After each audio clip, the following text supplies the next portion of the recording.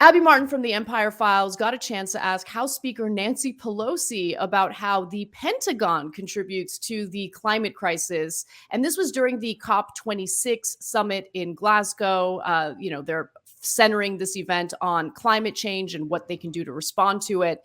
Now, before we get to the substance, I do want to focus on the very, very beginning when Nancy Pelosi clearly had no idea who Abby Martin was. And she called on her for a very specific reason that's just, it's so lib. Let's watch. Wait a minute, I want a woman. Gender equality here. Maybe I don't, let's see. Abby Martin with the Empire Files.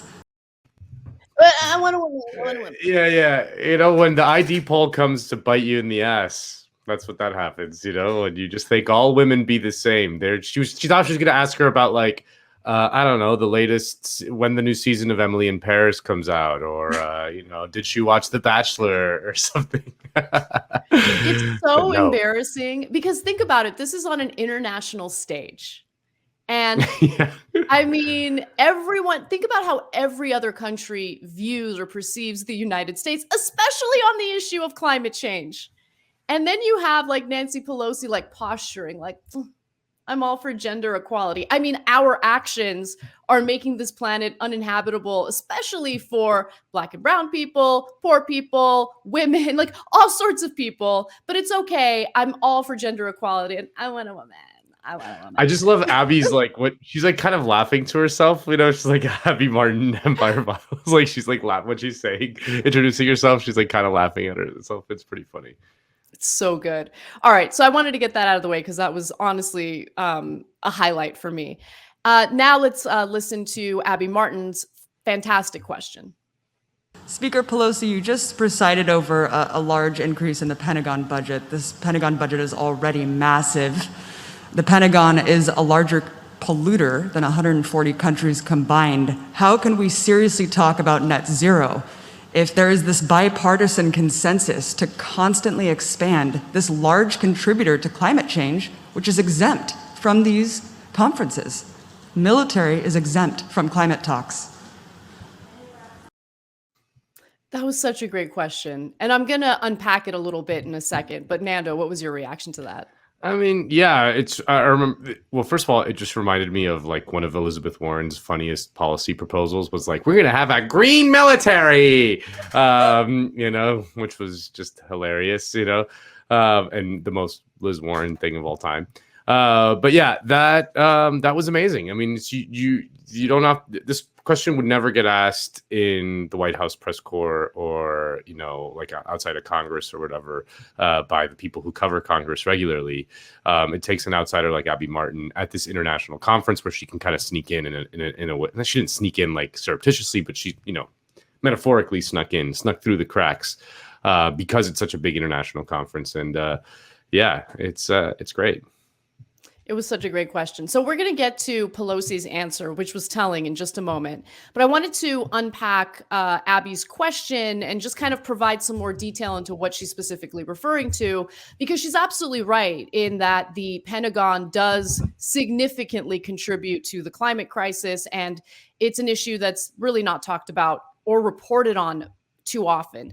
And so the US military is actually one of the largest polluters in history, consuming more liquid fuels and emitting more climate changing gases than most medium-sized countries.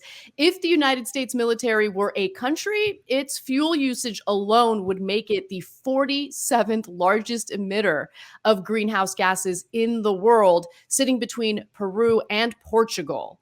And this report by Quartz gets into the nitty-gritty, granular detail in regard to exactly how the Pentagon is contributing to climate change. For instance, in 2017, the U.S. military bought about 269,230 barrels of oil a day and emitted more than 25,000 kilotons of carbon dioxide by burning those fuels. Then you move over to the U.S. Air Force. They purchased $4.9 billion worth of fuel that same year, and the Navy $2.8 billion, followed by the Army at $947 million, and the Marines at $36 million. And, Abby, in the context of her question, said that the Pentagon is exempt. Like, what was she referring to there exactly? Well, the United States insisted on an exemption for reporting military emissions in the 1997 Kyoto Protocol. The loophole was closed by the Paris Accord, but the Trump administration withdrew from the accord in 2020. Then this gap returned. So, Biden is now saying that he's re-entering the Paris Climate Agreement. But I just want to note one thing about that. It's always been a non-binding agreement, right? So a lot of what the United States engages in on an international scale is symbolic stuff. In terms of actually carrying out policies or actions that cut back carbon emissions significantly enough to make a difference, we haven't really seen that. And by the way, Congress, of course, as Abby mentioned, consistently votes in favor for more and more military spending every single year. And it's really a bipartisan effort. The House voted 316 to 113 to pass $777.9 billion in defense spending. That is for the fiscal year of 2022. And that National Defense Authorization Act included an amendment to add $23.9 billion to the defense budget. Representative Mike Rogers, a Republican from Alabama, proposed the amendment, which was approved, of course, by the House panel in early September of this year.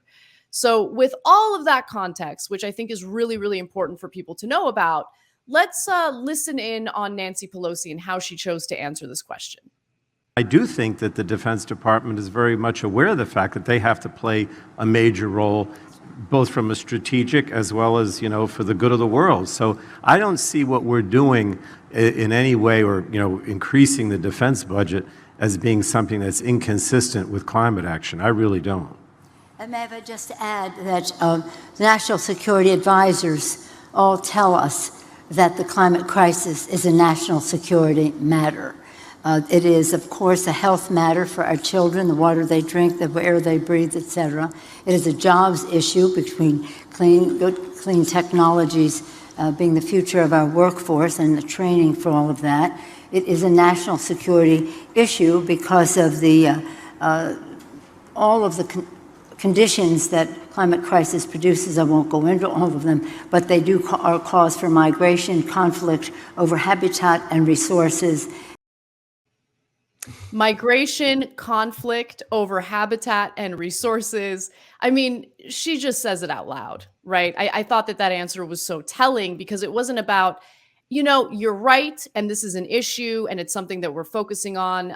We need to, whatever. Like, even like the faux concern, she didn't even get into. She was just like, yeah, I mean, like, the crap we're doing is going to lead to a lot of conflict because of like the limited resources in the world and how we're, just completely destroying what's left of this planet. And so, we're going to need the military to close our borders and prevent, the migration crisis that's soon to follow. Like, all of that. Like, she just said it. She just said it.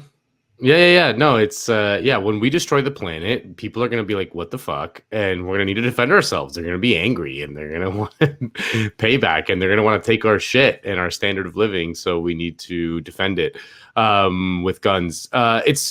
Bessner talks about this a lot. Danny Bessner, our friend, he always points out, it's the kind of thing that we've absorbed here in the United States, but that international law, international accords, treaties, international organizations, whatever, we enforce on other countries kind of viciously and to the letter of the law, but then we exempt ourselves every single time. Like, we just exempt ourselves. Like, even in the Kyoto Protocol, like, that's very cute that we're just like, yeah, we'll do the thing. It's going to be non-binding, and leave our military out of it. We're not going to count that. And it's, because we need our military to just ever expand, because our state is essentially just a way to funnel resources away from the people into the arms of defense contractors. So, it's just, this was like a very particularly jarring example of that, and a very clarifying moment from Abby Martin doing her job.